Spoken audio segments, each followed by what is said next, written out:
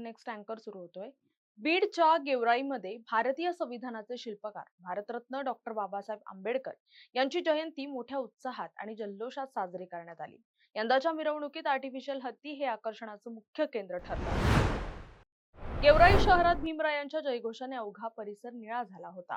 भव्य मिरवणुकीत सजवलेल्या आर्टिफिशियल हत्तीवरून बाबासाहेबांची प्रतिमा नेण्यात आली. यासोबतच घोडेस्वार, उंटस्वार आणि हजारोंच्या संख्येने भीम अनुयायी या जल्लोषात सहभागी झाले होते. पोलीस प्रशासनानेही यावेळी चोख बंदोबस्त ठेवला होता.